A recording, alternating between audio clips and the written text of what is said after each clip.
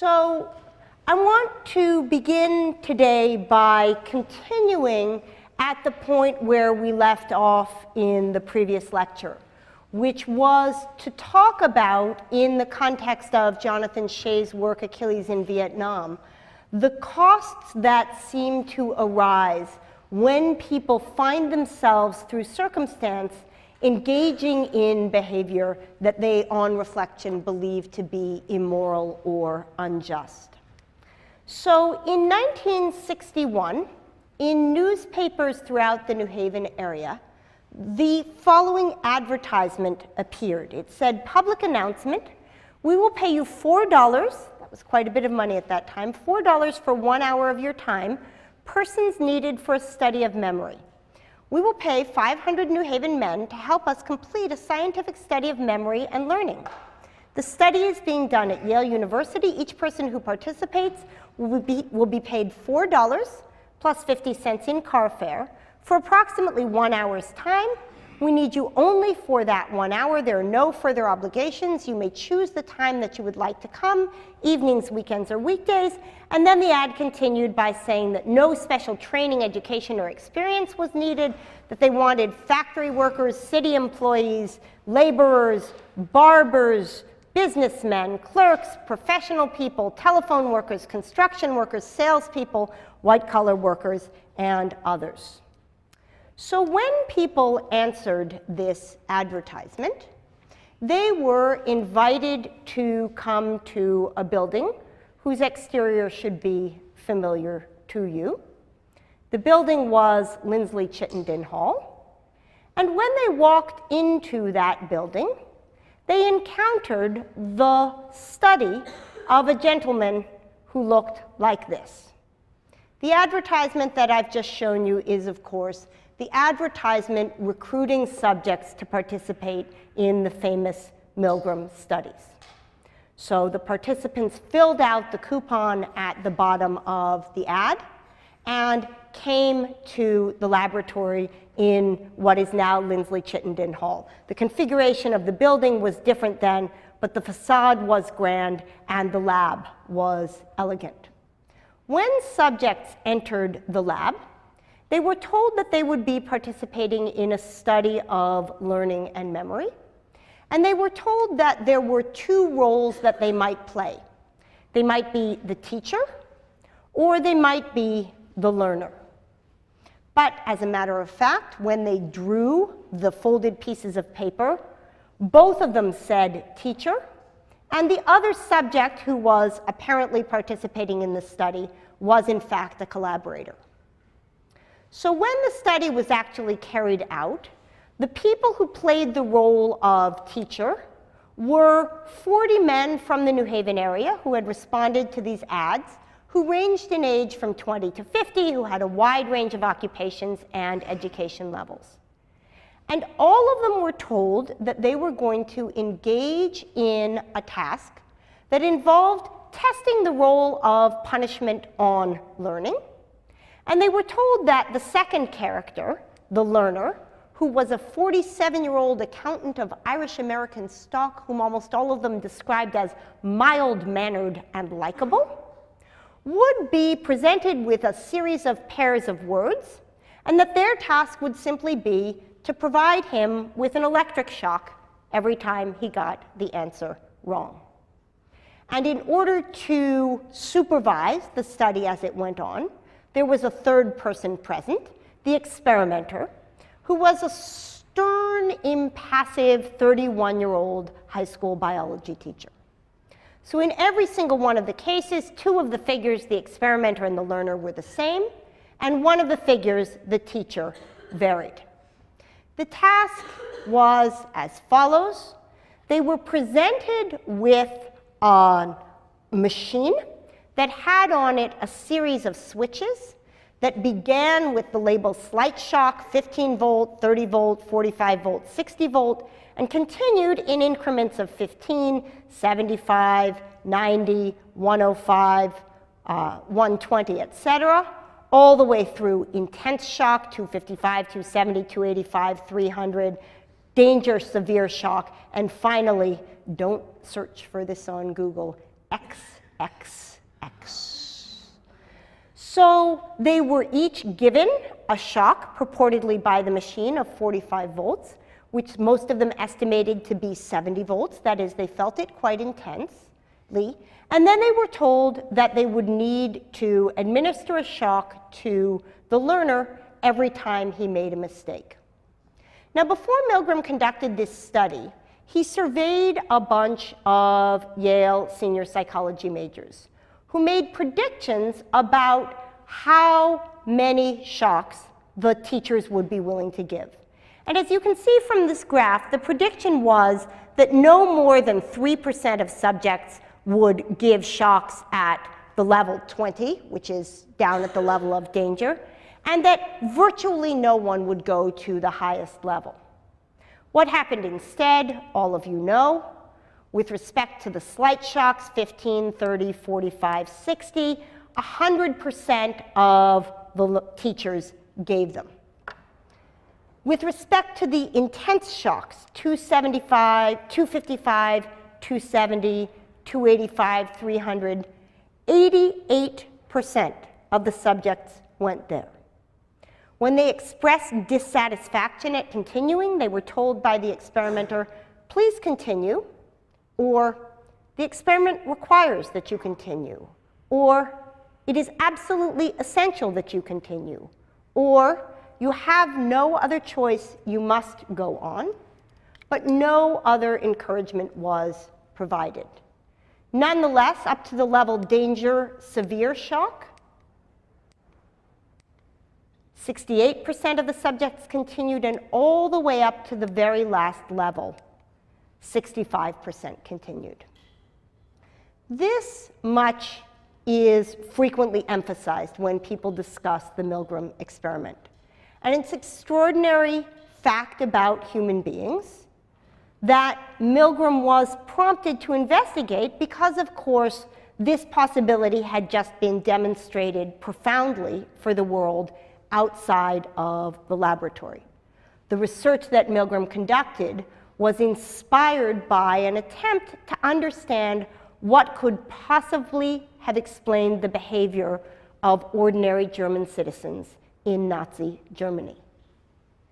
That said, what I want to bring out about the Milgram study is, in fact, the part of the discussion that comes subsequent to what I've just presented, which is the discussion of what it felt like subjectively to these subjects when they felt themselves to be perpetrating painful behavior on another, as you can see from this slide, so many of them did. The psychological response of the subjects sounds like what we read in Jonathan Shea's book for the last lecture. Many subjects showed signs of nervousness, especially upon administering the more powerful shocks. In a large number of cases, the degree of tension reached extremes rarely seen in such laboratory subjects. They were observed to sweat, to stutter, to bite their lips, to groan, to dig their fingernails into their flesh. These were characteristic rather than exceptional responses. And if you've never seen the films that Milgram made in conducting the experiments, which are not public domain, but I here just give you information about something that's on the internet, you can listen to the experimenter's calm voice and watch the subject's agitation. Here's a description. One might suppose, says Milgram reporting, that a subject would simply break off or continue as his conscience dictated, yet this is far from what happened. There were striking reactions of tension and emotional strain. One observer related, I observed a mature and initially poised businessman enter the laboratory smiling and confident. Within 20 minutes, he was reduced to a twitching, stuttering wreck. He constantly pulled on his earlobe. He twisted his hands. At one point, he pushed his fist into his forehead and muttered, "Oh God, let's stop it." And yet he continued to respond to every word of the experimenter and obeyed to the end. So it's a funny thing about we human creatures that on the one hand, we seem to have a sense of what we can comfortably put put up with. And we have, on the contrary, an ability to go beyond that. That capacity can be exploited for the good or for the bad. Those of you who are on sports teams know the experience of being pushed past what you thought could possibly be your limit, and finding yourself carrying through despite the fact that initially it seemed like something impossible. But it's also the case that things with which we feel repulsion are things that we may find ourselves carrying out. Nonetheless, that carries with it psychic costs, and that's the second answer that I want to give in the context of the lecture on Themis to Glaucon's challenge. I want to turn now to the topic of today's lecture, flourishing and attachment, by actually continuing with a variation on the Milgram studies. Because after Milgram found these results through the 1961 work, he was gripped by the question, under what circumstances was compliance more or less likely? So in a follow-up study done the next year, Milgram explored the question in its most general form as follows. In its most general form, the problem is this. If X tells Y to hurt Z, under what conditions will Y carry out the command of X, and under what conditions will he refuse? In the more limited form possible in laboratory research, the question becomes, if an experimenter tells a subject to hurt another person, under what conditions will the subject go along with this instruction, and under what conditions will he refuse to obey? Milgram set out to test this by varying along a continuum the degree of human interaction in the study. So in one series of studies, the experimenter, the one telling you to continue, was either in the room with you or on the phone with you, or such that you only received written instructions. And the tendency of subjects to collaborate, to cooperate, to do what was asked of them, declined directly with whether the experimenter was present in the room with them. Likewise, Milgram varied the extent to which the subject received feedback from the person being shocked. Did they receive no feedback, called the remote condition? Did they receive the sort of voice feedback, as in the initial experiments, where you hear the person shouting through the walls, "It's painful, I'm hurting, please stop"? Were they in the room with the subject observing him suffer? Or did they finally, in the most extreme condition, need to take the subject's arm, put it onto a metal plate, and hold it there in order to give him a shock?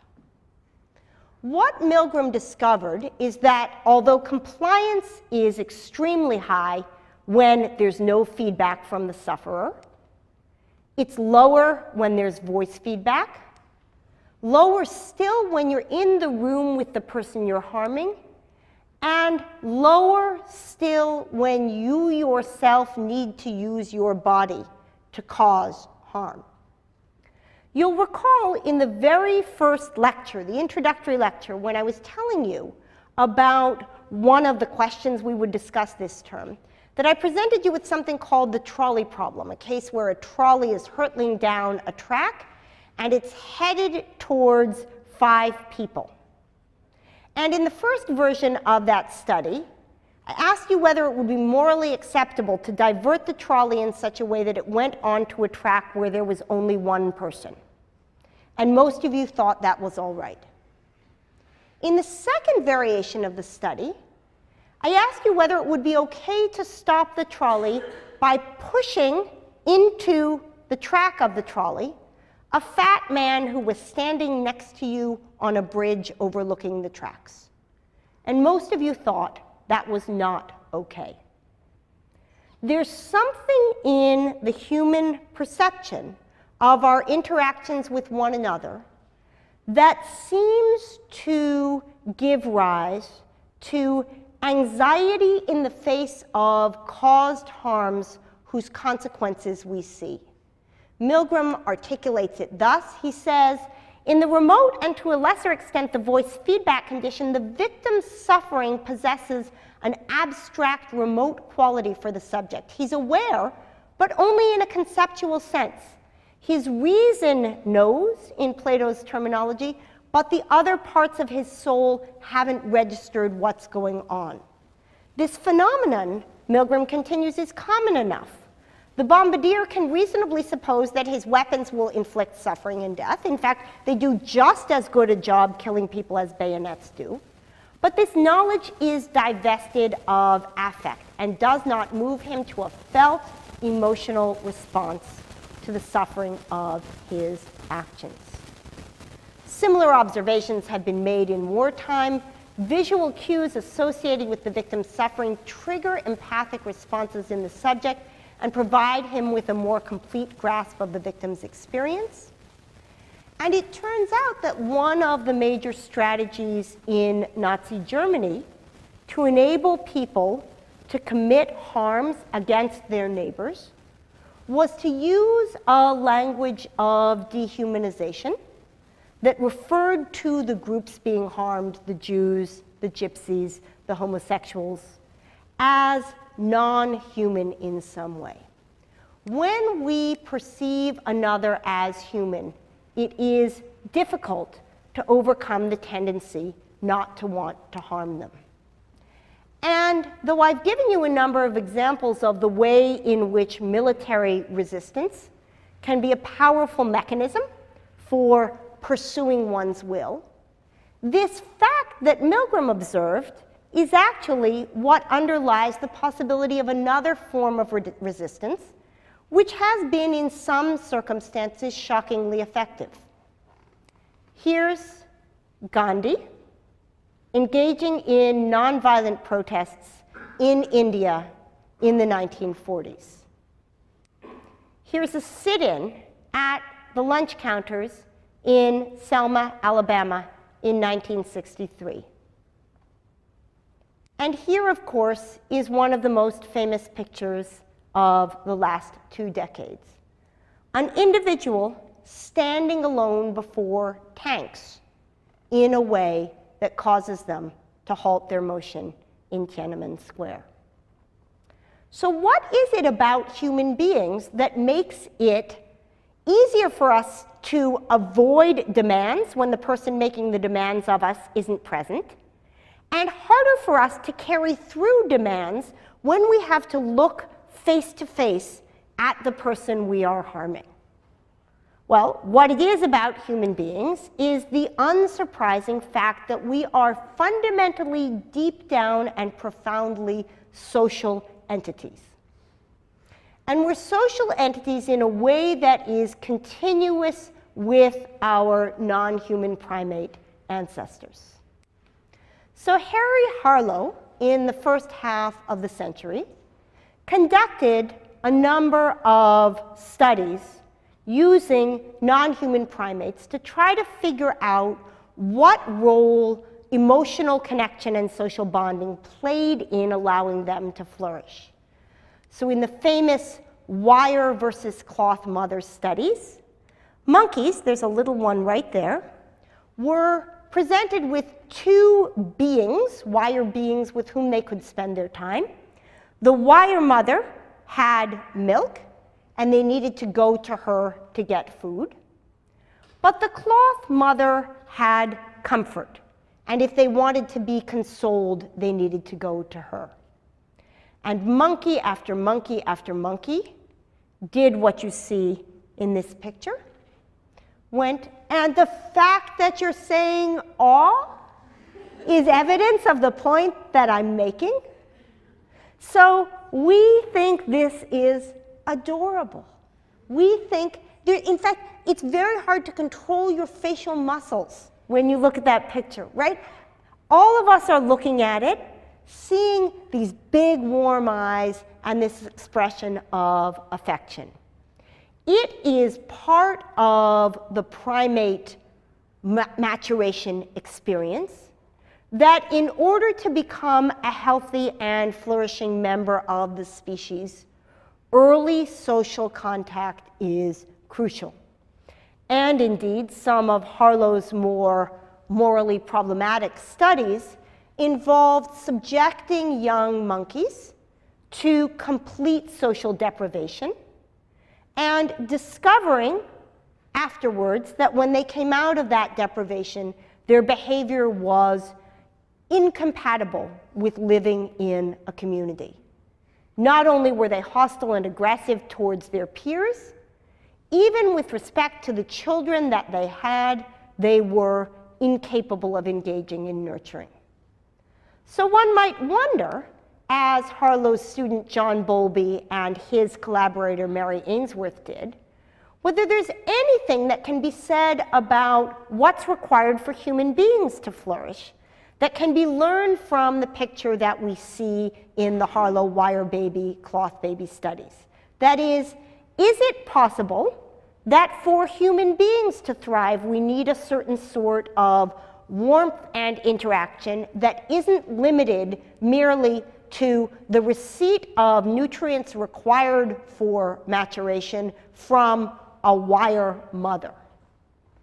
So I take this next slide, from this next chart, from a website called Positive Parenting, because I want you to recognize how much the picture that Bowlby and Ainsworth have advanced has permeated contemporary conceptions of how it is that it's appropriate to parent one's children. So famously, Mary Ainsworth brought young children, roughly 2 years old, into a laboratory setting along with their primary caregiver. And the question she wanted to see was, how comfortable were the children in what was known as a strange situation, a situation in which they would be required to set out on their own, away from their caregiver, in order to engage with some appealing toys. And on the basis of that, she identified 3, it's now been expanded to 4, 3 styles of attachment that children might have to their caregivers. The first, which she called secure attachment, results from early childhood experience that involves predictable responsiveness to one's needs by somebody who feels affection for you. If you are hungry, somebody responds by providing you with food. If you are sore, somebody responds by comforting your pain. If you are cold, somebody responds by warming you up. And all of this is done in such a way that you begin to form an impression of yourself as an agent in the world whose expression of needs and desires can evince in other conscious beings responses that reflect what it is that you need and desire. The world becomes a place in which social trust is possible, and the early instincts that you come to have when presented with the faces and bodies of conspecifics cause you later on to have as your most primitive response pattern an expectation that if there's no evidence to the contrary, that conspecific is going to be responsive to your honest and expressed needs. By contrast, a smaller percentage of the children exhibited what Ainsworth called avoidant attachment. They were unwilling to explore the room, and they were unwilling to do so, hypothesized Ainsworth, because their early childhood experience had been one with a disengaged or distant caregiver. Upon expression of need, there was no sense that if there's a social other, that social other will respond to what it is that you are asking for. So there's a sense that develops that the world is not a safe and cooperative place. The third group were children that she called ambivalently attached. Ambivalently attached children experienced a regimen of response, which was sometimes in keeping with what they asked, and sometimes ignoring them entirely. So although they didn't have the sense that the world never does what you ask it to, they did have the sense that the world doesn't reliably do what you ask it to. And finally, into a fourth category added subsequently, fall children who are not merely ignored, but who are in fact abused or mistreated in the face of expression of need. Now, this taxonomy is not of a level of precision that it will tell you easily for every child into which category they fall as the result of their treatment. There are lots of issues about innate dispositions that children have, and there are lots of cases where it might not be clear how to put children into this taxonomy.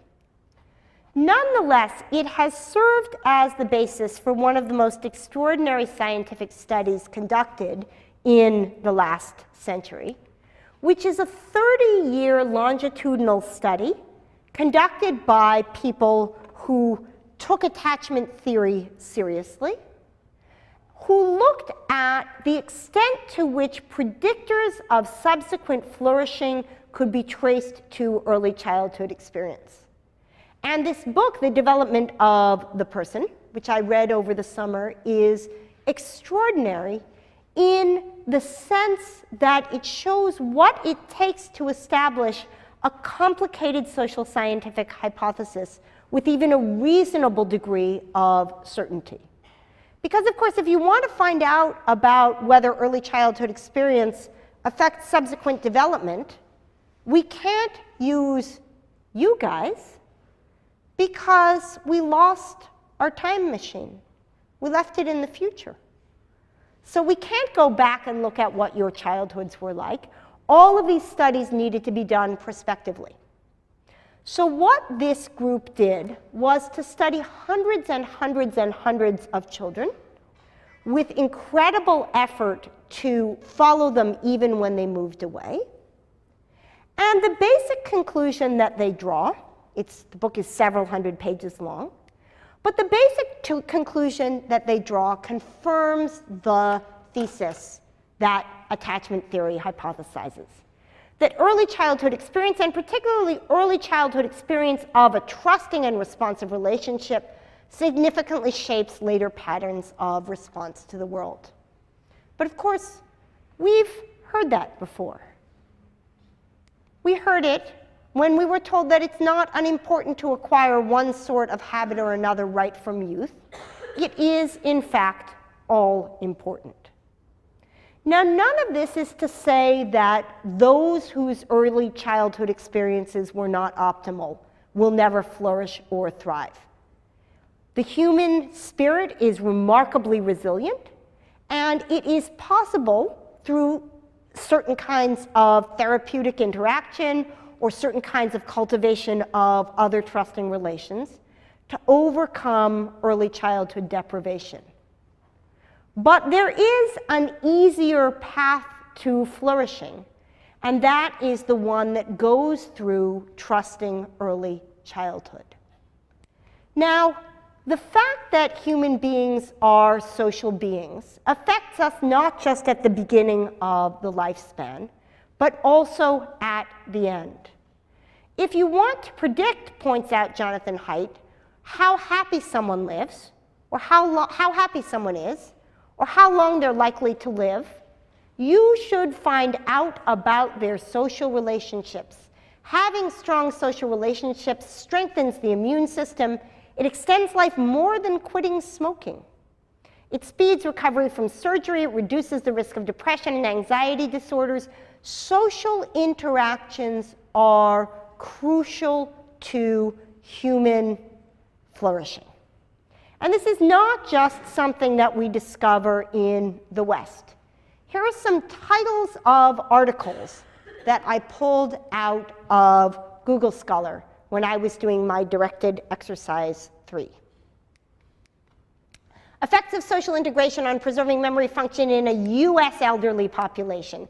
Here's one about 10-year survival rate and friendships in an Australian study.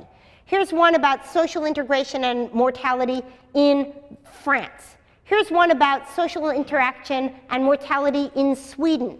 Here's one in Finland. Here's one in Japan. Here's one in China.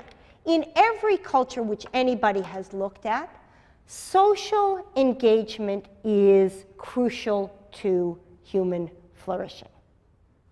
Now, we might want to ask whether this tells us anything about the question that we're concerned with in this segment of the course, the question of human flourishing, and whether this tells us anything about the questions that we're going to address in the subsequent units of the course, our discussions of morality and our discussions of political philosophy.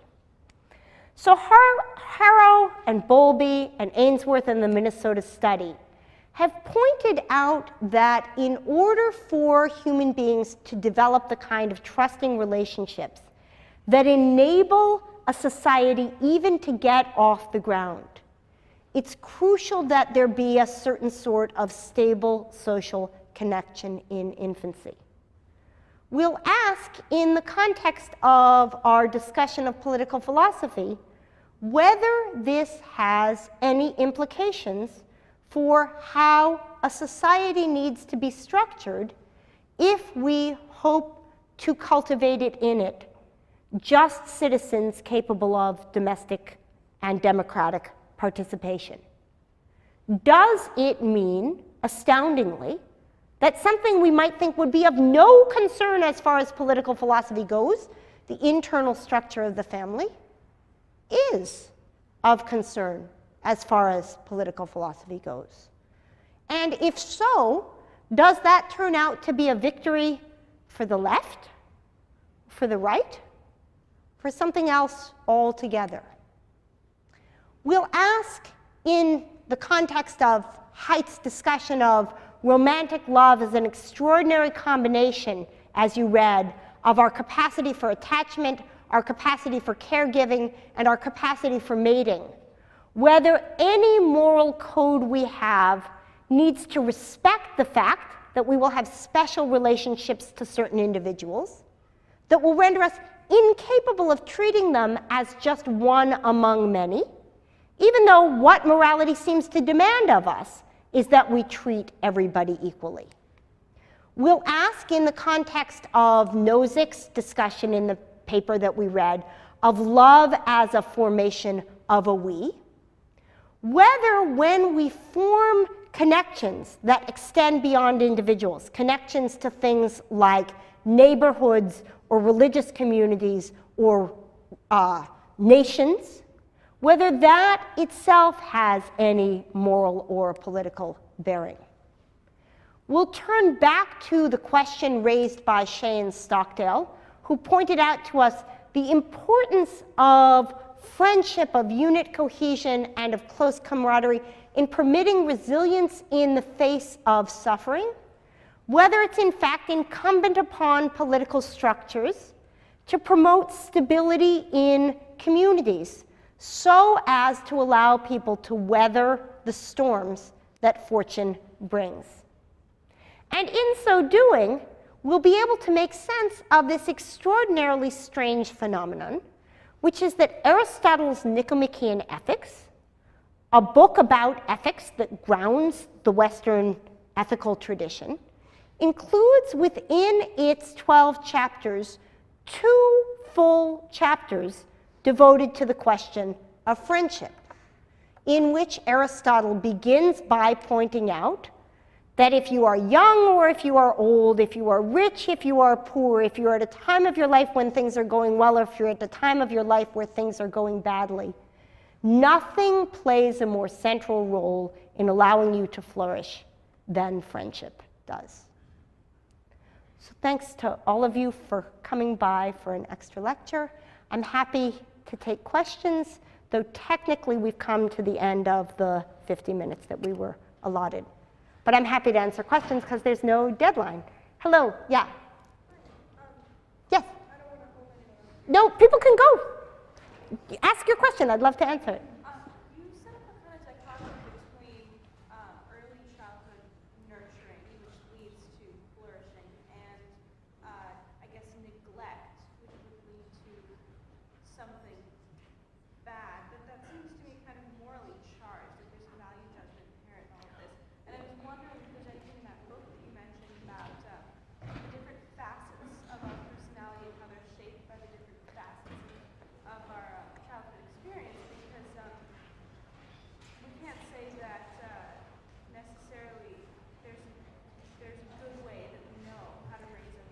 Okay, so the question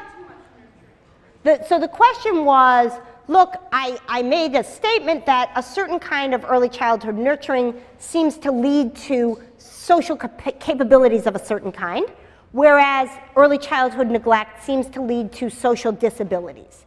In making that statement, A, am I making a value judgment that's illegitimate about how we want to be able to function in society? B, am I making a value judgment that's illegitimate about what's appropriate in child rearing? So let me turn to the second first.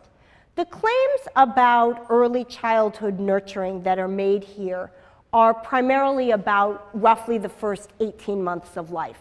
There is great dispute here on campus and elsewhere about what is appropriate after those first 18 months. But there seems to be pretty clear evidence, both domestically and cross-culturally, that during the first 18 months, the idea of too much nurturing, too much responsiveness is one on which it's hard to get a handle.